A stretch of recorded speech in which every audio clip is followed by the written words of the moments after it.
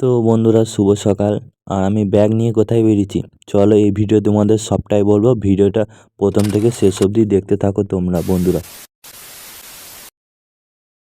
তো বন্ধুরা, এই দেখো আমাদের গাড়ি চলে এসছে আর আমরা ঝটফট করে গাড়ির মধ্যে উঠে পড়েছি। আর আমাদের গাড়ি ছেড়ে দিয়েছে। তো গাড়িটা সময় দেওয়া হয়েছিল 8টার সময়, এসেছিল 10:30টার সময়। তো এখন আমাদের গাড়ি ফুল স্পিডে যাচ্ছে। আর এখন আমরা মোট আছি 11 জন বন্ধু। তো আমরা এখন প্রাকৃতিক দৃশ্য দেখতে দেখতে যাচ্ছি। প্রায় 2 ঘন্টা পর গাড়িতে বসে থাকার পর আমরা এখন স্টেশনে এসে পৌঁছেছি। আর ওদিকে প্রসেনজিৎদা পয়সা দিয়ে দিল। তো আমরা এখানে একটু দাঁড়িয়েছিলাম, ব্যাগ প্যাক সবাই পিটে নিচ্ছি, বসে পড়েছিলাম যে যার নিজের মতন সিটে। তো তারপর ভাবলাম ফাঁকা দিকে যাই, একটু ভিডিও রিল শ্যুট করব, ব্লগ ও ভিডিও করব। তার জন্য ফাঁকা দিকে চলে এলাম। আর আমার বন্ধুরা ওরাও ভিডিও বানাচ্ছে, রিল শ্যুট করছে, যে যার মতন ভিডিও করছে, আমি আমার মতন ভিডিও করছি। ফাইনালি অনেকক্ষণ ওয়েট করার পর আমাদের ট্রেন ছেড়ে দেয় একদম। আমার দিকে ক্যামেরা করিস না, আমি এখন ফোন ঘাটছি। আমার দিকে ক্যামেরা করছো?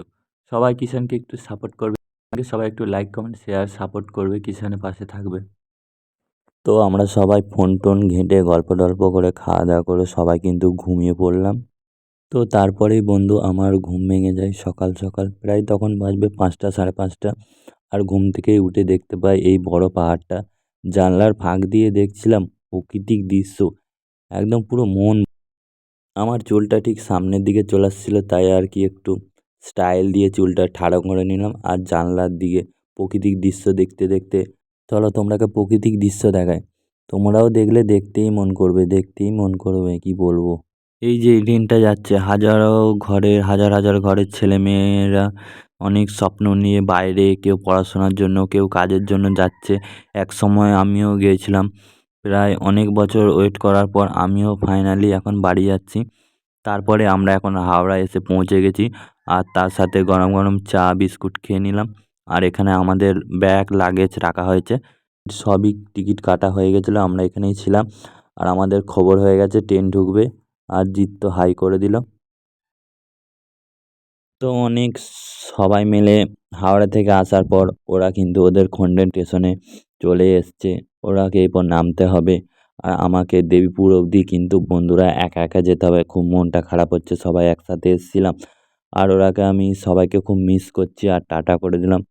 আর এদিকে তোমাদের দুজনকেও টাটা করে দিলাম, খুব মিস করছি তোমাদের। তারপর অনেকটা যাওয়ার পর ফাইনালি আমি আমাদের স্টেশনে এসে পৌঁছে গেছি, দেখতে পাচ্ছ তোমরা দেবীপুর স্টেশন এটা। আর এদিকে আমাদের বর্ধমান মেন লাইনে ট্রেন যাচ্ছে আর আমি একটু টাটা করে দিলাম। তো আমি হেঁটে হেঁটে যাচ্ছি প্রায়, দাদা বললো এখানে আয়, আমি আছি। তারপরে কিন্তু বন্ধুরা আমরা মিষ্টি দোকানে চলে এসেছি মিষ্টি নিতে, কারণ এতদিন পর বাড়ি যাচ্ছি, মিষ্টি না নিলে হয়। বন্ধুরা আমি এখন বাড়ি যেতে থাকি, আর তোমরা ইউটিউব থেকে দেখলে সাবস্ক্রাইব করে দেবে, আর ফেসবুক থেকে দেখে রাখলে ফলো করে দেবে, আর সবাই পাশে থাকবে আমার। বন্ধুরা তোমাদের সাথে দেখা হচ্ছে আবার নতুন ভিডিওতে। টাটা, সবাই ভালো থাকবে।